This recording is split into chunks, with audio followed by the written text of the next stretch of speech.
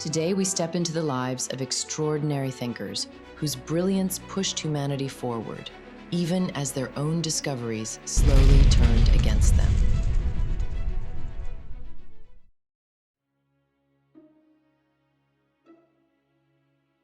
At the dawn of the 20th century, Marie Curie uncovered a force no one had ever seen before: elements emitting energy on their own, glowing softly in the dark, like something alive.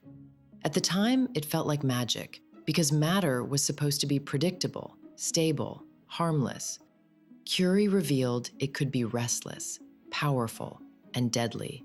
Polonium, radium. To her, these substances were mesmerizing.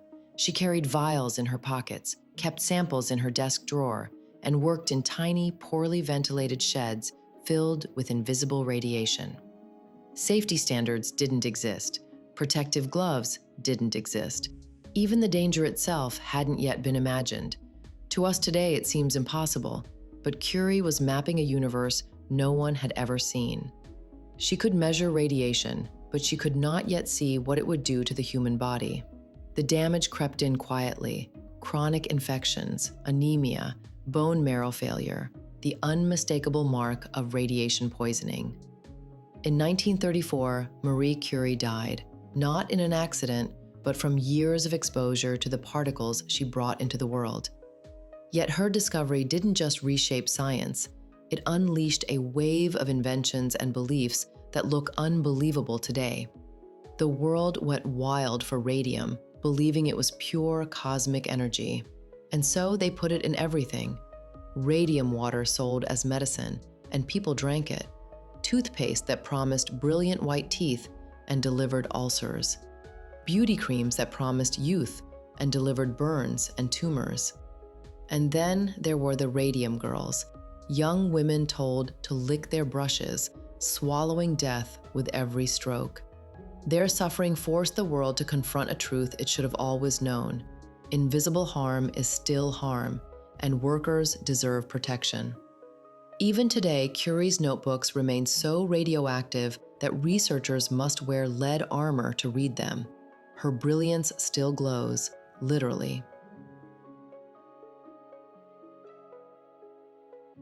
Few inventors have changed modern life as dramatically or as dangerously as Thomas Midgley Jr. His tetraethyl lead made engines quieter, more efficient, and powered the explosive growth of the automobile. But lead is a neurotoxin, and when burned, it drifted through the air of entire continents, settling on playgrounds, entering children's lungs, building up in their bones, lowering IQ across generations. It became one of the largest uncontrolled experiments ever performed on humanity. His second invention, Freon, transformed medicine and food and daily living, making fresh food year-round and allowing vaccines to travel across the globe.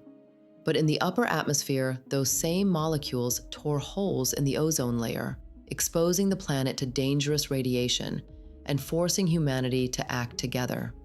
The Montreal Protocol saved the ozone layer and remains one of our greatest collective achievements. Midgley himself paid a terrible price. Debilitated by the poisoning his own invention spread, he built a rope system to help him stand, and died when it failed. A symmetry history has never forgotten. Alexander Bogdanov became obsessed with the idea that rejuvenation, maybe even longevity, could be found in blood. He transfused himself again and again, claiming sharper thought and renewed clarity. But medicine did not yet know blood types, or immune rejection, or how deadly hidden infection could be. In his final transfusion, he received infected, incompatible blood.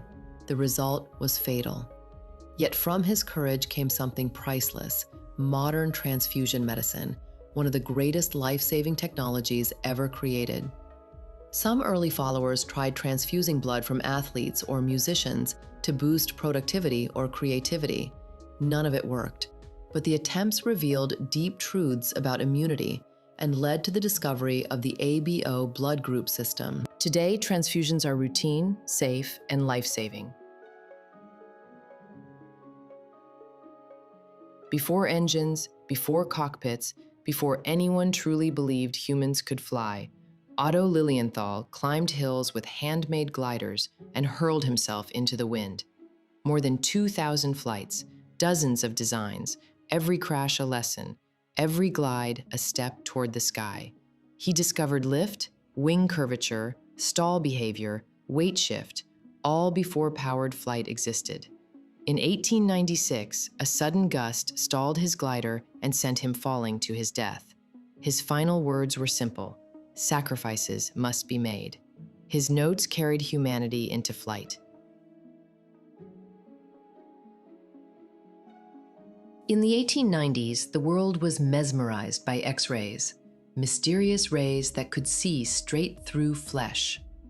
Thomas Edison's laboratory raced to refine the new technology, and no one pushed harder than his loyal assistant, Clarence Daly, a skilled glassblower who worked closest to the glowing tubes. But the truth was, no one understood radiation. There were no exposure limits, no shielding, no warnings, just curiosity and ambition. Daly held his hands in the beam for minutes at a time while adjusting experimental tubes. He pressed his skin directly against them to check for leaks. He believed the warmth was harmless, even comforting. Then the injuries began. At first, just redness, then burns, and soon, deep wounds that refused to heal. Those mysterious burns turned into aggressive cancer. Doctors amputated fingers, then hands, then entire arms. But by then, the damage had already spread through his body. In 1904, Clarence Daly became the first known person to die from man-made radiation exposure. Edison was devastated. He ended all X-ray research in his labs, saying quietly, "Don't talk to me about X-rays. I am afraid of them." Daly's suffering transformed radiation safety forever. Lead shielding, protective barriers, exposure standards, almost everything modern radiology depends on today grew out of a tragedy no one recognized in time. Early X-ray operators often faced hair loss, chronic burns, even the loss of fingers. Yet people kept pushing forward because no one understood the long-term danger. Daly's case became the warning the world needed. Lead aprons, controlled exposure times, radiation badges, shielding in medical rooms, all of it came from the lessons learned through his pain. And today, every safe medical or dental X-ray carries a silent reminder of Clarence Daly, the man who revealed the danger others could not see.